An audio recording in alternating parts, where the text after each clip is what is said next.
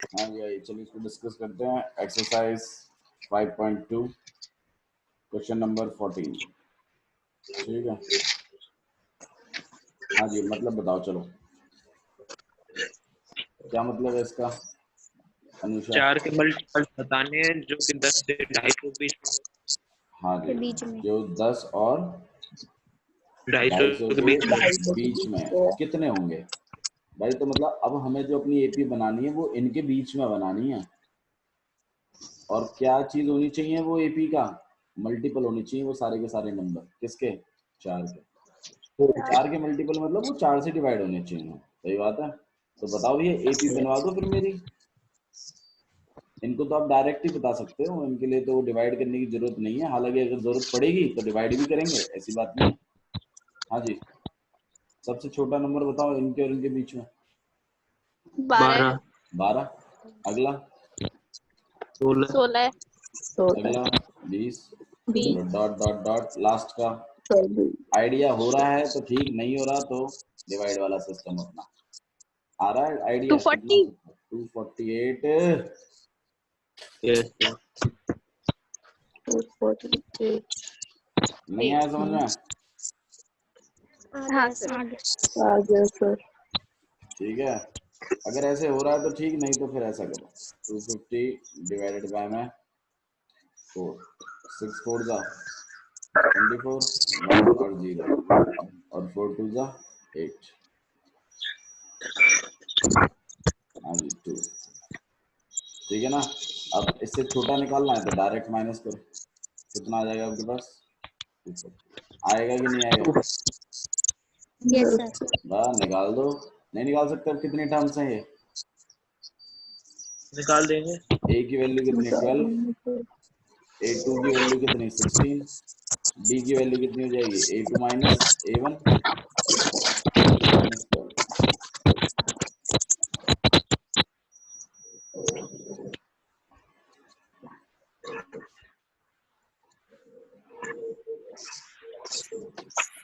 अनुषा और खुशबू, आप लोग म्यूट रखो अपना माइक, ठीक है। 16 में से 12 गए, कितना बच गया आपके पास? 4। ओके, नेक्स्ट देखिए, हमसे ए एन का वैल्यू दी हुई है, कितना है? 248। फॉर्मूला लगा देते हैं। ए एन कितना हो गया? 248। ए कितना है? 12। एन माइनस 1 और डी कितना है? 4। 248 12 4n माइनस 4, 12 में से 4 गए 8, 4n यहाँ पर 248। 8 को उधर भेज दीजिए। 248 माइनस 8 4n कितना आ जाएगा यहाँ पे? 240। यहाँ पे 4n, n को अकेला कर रहे हैं हम लोग 60। हाँ भाई, कितने टर्म्स हैं? 60 60। कोई इशू है इसमें क्वेश्चन में? सिंपल क्वेश्चन था ना? ठीक है, आइए let's move to the next question, question number 15। ये भी काफी आसान क्वेश्चन है, बस समझने की बात है, खाली थोड़ा सा समझ लेते हैं इस क्वेश्चन को क्या लिखा गया है। For what value, for what value of n are the nth term, are the nth term of the two APs, of the two APs 63 65 67 dot dot dot and 3 10 17 dot dot dot are equal। मतलब समझा दो question का बस, उसके बाद sir start n करेंगे। की कौन सी वैल्यू पर हाँ जो nth टर्म है इन दोनों एपी की वो इक्वल होगी। हाँ, मतलब ये दो एपीज है हमारे पास। एक एपी है 63 65 67 ऐसे डॉट डॉट डॉट आगे तक है, आई डोंट नो कहाँ तक है बट है। ऐसे ही दूसरी वाली एपी है 3 10 17। देखो इसका डिफरेंस और इसका डिफरेंस अलग अलग है, अगर आप गौर करो तो। पहले वाले में यस डिफरेंस सर कितना है बता सकता है कोई? 2 2 का, और दूसरे वाले में 7 7, 7 सही है 7। अच्छा जी, वो ये कह रहा है कि इनकी कोई एक टर्म है, मतलब कोई एक पोजीशन है, टर्म की किसी पोजीशन पे वो दोनों वैल्यूज बराबर हैं। मतलब मान लो जैसे इसकी भी 15वीं टर्म और उसकी भी 15वीं टर्म बराबर है। आपसे वो ये पूछ रहा है कि ऐसी कौन सी टर्म है जो ये बराबर है, कौन सी पोजीशन है। देखो आप ऐसे सोचो इसको भाई, देखो ये पीछे से शुरू हो रहा है, 3 से शुरू हो रहा है ना, ये तो 3, ठीक है, देन 10, इस तरीके से, ठीक है, ऐसे चलता जाएगा ये आगे तक। ये दूसरा वाला एपी है, वो आप ऐसा लगाओ यहाँ से शुरू हो रहा है, क्योंकि वो 63 से शुरू हो रहा है, तो 63 तो काफी आगे है, लेकिन इसके बढ़ने की स्पीड देखो आप, खाली 2-2 से है ना, और ये देखो कितने कितने से बढ़ता हुआ आ रहा है, 7-7 से, है ना। तो 7 आपको नहीं लगता कि मतलब एक टाइम आएगा, कब आएगा मुझे नहीं पता, लेकिन एक टाइम आएगा जब इस मतलब जैसे मान लो ये 75 पे होगा, और ये भी क्या पता अचानक से 75 इसका भी आ जाए, क्योंकि ये ज्यादा डिस्टेंस कवर कर रहा है ना। यस एक सर ऐसा सोचो कि 2 बंदे भाग रहे हैं, एक बंदा थोड़ा मतलब धीरे भागता है, एक बंदा थोड़ा तेज भागता है। वो तेज वाले ने बेशक पीछे से शुरू किया है खेल को, लेकिन कहीं ना कहीं वो आगे वाले बंदे को कभी ना कभी आगे जाके टच करेगा कि नहीं करेगा। यस सर सही बात है ना, ये बिल्कुल ऐसा ही है। 2 एपी हैं, एक 63, 65, 67, 2-2 के डिफरेंस से बढ़ रहा है। दूसरा वाला एपी जो है वो 7-7 के डिफरेंस से बढ़ रहा है। कितने के डिफरेंस से बढ़ रहा है? 7-7 के। अगर वो 7 के डिफरेंस से बढ़ रहा है तो इसका मतलब क्या है? इसका मतलब ये है ना कि एक टाइम कभी ना कभी ऐसा होगा जब दोनों एपीज की वैल्यूज क्या हो जाएंगी, सेम हो जाएंगी। आपको मुझे वो पोजीशन बतानी है कि कौन सी पोजीशन पर वो सेम हो जाएंगे। थोड़ा आइडिया समझ में आ रहा है क्या कहना चाहते हैं? ठीक है, चांदनी समझ में आया? यस सर निष्ठा थोड़ा तो गया होगा यस माइंड में क्या कहना चाहता हूँ मैं। ओके, तो आप मुझे बताओ इस एपी की nth टर्म और इस एपी की भी nth टर्म, अब वो कौन सी टर्म है मुझे नहीं पता, इक्वल होंगी कि नहीं होंगी? इक्वल होंगी हो ना? सकती है। होंगी, होंगी बोला है क्वेश्चन में, उन्होंने बोला इक्वल है, आप बस ये बताओ कि कौन सी पोजीशन पर इक्वल है, बोला उन्होंने इक्वल ही है। ठीक है, तो मैं क्या करूंगा, मैं इस एपी की nth टर्म निकालूंगा, फॉर्मूले में तो लगा ही सकता हूं कम से कम, और इसकी भी nth टर्म निकालूंगा, हालांकि इसको मैं bnth करके निकाल लूंगा, और इन दोनों को अकॉर्डिंग टू क्वेश्चन लिखकर इक्वल रख दूंगा। ठीक है, और उन दोनों में से मैं n की वैल्यू निकाल दूंगा। मैं एक बार करके दिखाता हूँ आपको, शायद करते करते समझ में आ जाएगा क्वेश्चन। ठीक है, अच्छा जी, हमारी जो फर्स्ट एपी है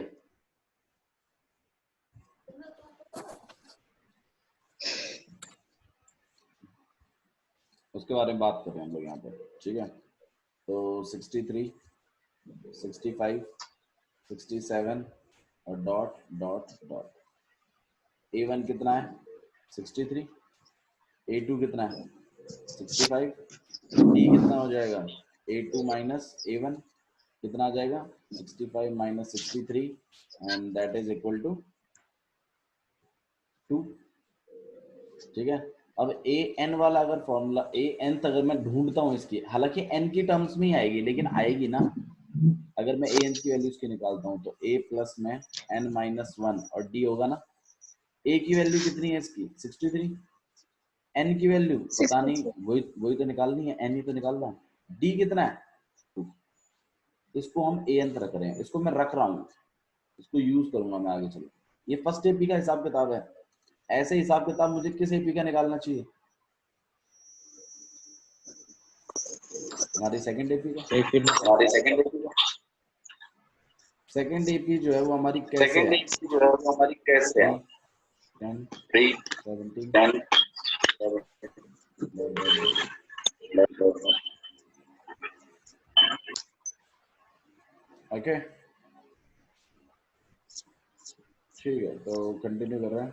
3, 10, 17 और अब मुझे बताओ, अब इसमें A1 तो मैं यूज नहीं करूंगा क्योंकि A1 यहाँ यूज हो गया है। ठीक है, तो मैं ऐसा कर रहा हूँ, मैं इसको B1 यूज कर लेता हूँ। अलग एपी है ना, तो कुछ अलग यूज करते हैं। B1 कितना हो जाएगा 3। हाँ जी, B2 कितना हो जाएगा 10। हाँ जी, ये D1 मान लेते हैं, इसको D2 कर लेते हैं। D2 कितना हो जाएगा B2 minus B1, 10 minus 3 that is equal to में 7। कर वही रहे हैं, ठीक है, बस अल्फाबेट अलग यूज किया हमने। तो अगर b nth टर्म निकालनी है तो क्या लिखेंगे हम लोग, b प्लस में n माइनस 1 और d, मतलब यहाँ d1 है, यहाँ पे क्या D2। अच्छा जी, तो b nth टर्म कितनी हो जाएगी आपके पास, b कितना है 3, n माइनस 1 और d2 कितना है 7। अब अकॉर्डिंग टू क्वेश्चन इनकी दोनों की nth टर्म बराबर है ना, तो मतलब a n किसके इक्वल है। भाई देखो, इसमें भी n है, इसमें भी n है, क्या दोनों तरफ जब n n होगा तो पूरी इक्वेशन में n ही पता नहीं है, n निकाल सकते हैं कि नहीं निकाल सकते, कोशिश यस करें। सर। an कितना हो जाएगा आपके पास 63 प्लस में n माइनस 1 और 2, और bn कितना हो जाएगा 3 प्लस में n माइनस 1 और 7। मल्टीप्लाई करिए 2 को, 63 प्लस में 2n माइनस 2, 3 प्लस में 7n माइनस 7। 63 में से 2 गए, कितना बच गया 61 प्लस में 2n, यहाँ पे करेंगे माइनस, कितना रहेगा माइनस 4 प्लस में 7n। उस माइनस 4 को इधर भेजते हैं, 2n को उधर भेज देते हैं, तो 7n माइनस 2n, माइनस 4 को इधर भेज रहा हूँ, 61 प्लस 4 65, और यहाँ पे कितना आ जाएगा 5n, n को अकेला कर दिया, 65 अपॉन में 5 काट पीट के कितना आ गया आपके पास 13। तो n की वैल्यू कितनी हो गई, तो कौन सी टर्म है 13 उनकी जो बराबर है, 13 13th टर्म बराबर, hence 13th term of both the APs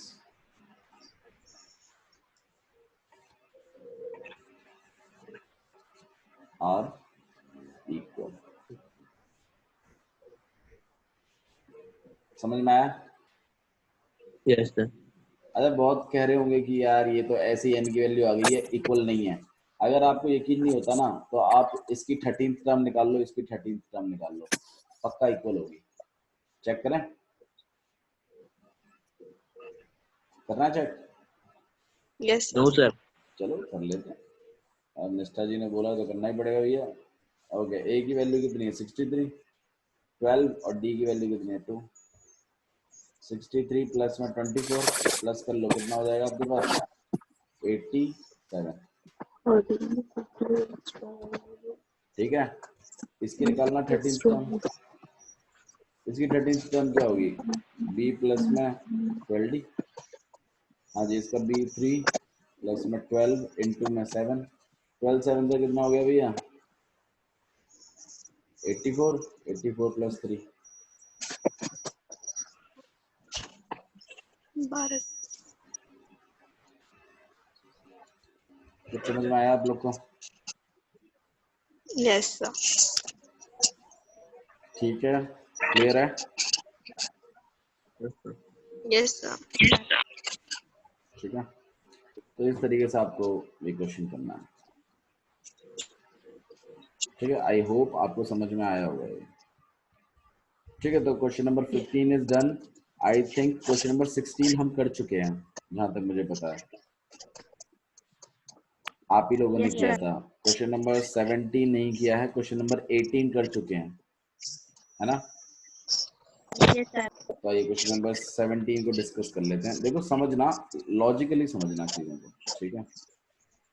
अच्छा मुझे एक बात बताओ आप लोग, जैसे मान लो इस तरीके से आपके पास एक कंटेनर है, उसमें बहुत सारे कार्बन है।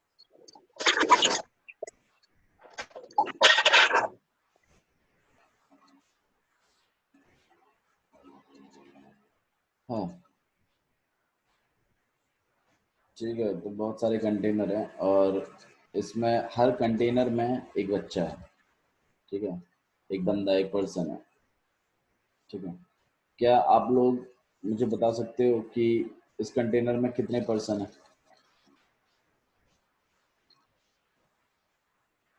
सुमित, 11 11 गिने होंगे आपने, ऑब्वियस सी बात है। 1 2 3 4 5 6 7 8 9 10 और 11, ठीक है। लॉजिक को पकड़ना, जो लॉजिक मैं आपको बताने जा रहा हूँ। अगर मैं कहूँ कि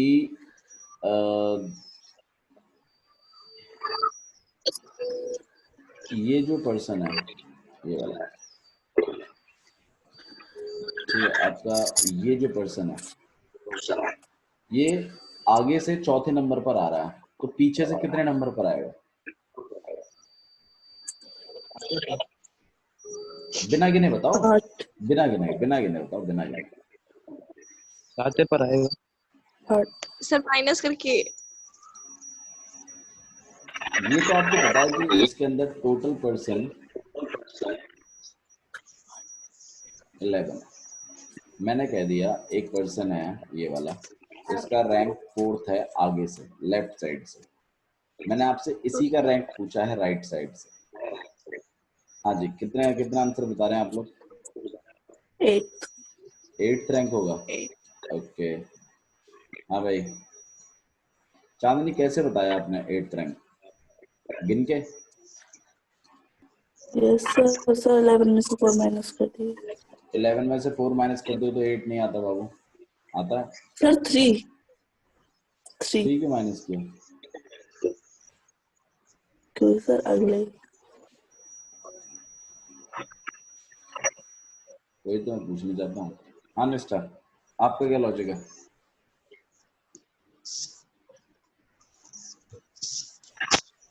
निष्ठा यस सर। बताइए लॉजिक क्या है फटाफट, you are out of time. कोई लॉजिक है कि बस गिन के बता दिया खाली पीछे से? पहले तो गिन लिया था लॉजिक है इसके पीछे सर। कोई? जब वो आगे से 4 पे है और पीछे से वो 8 पे, तो उसी अकॉर्डिंग बैठेगा ना, क्योंकि वो 4th पे तो है, उस प्लेस पे तो है वो 4th पे। हाँ, तो बाकी लेफ्ट प्लेसेस तो आगे के 3 ही रहते हैं, और फिर टोटल हमारे पास 11 है, तो उस अकॉर्डिंग हमने 8 बताया था। अरे ये काफी बताया था सर। चलो कोई नहीं, आपका होमवर्क है कि आप इस चीज के बारे में सोचो, और जो आज मैंने क्वेश्चंस करे हैं उन क्वेश्चंस को प्रैक्टिस में उतार के मुझे सेंड करें, ठीक है। बाकी हम लोग इस चीज पर आराम से बात करेंगे, ठीक है, ताकि आपको याद रहे ये चीज। Okay, so that's all for today's, thank you.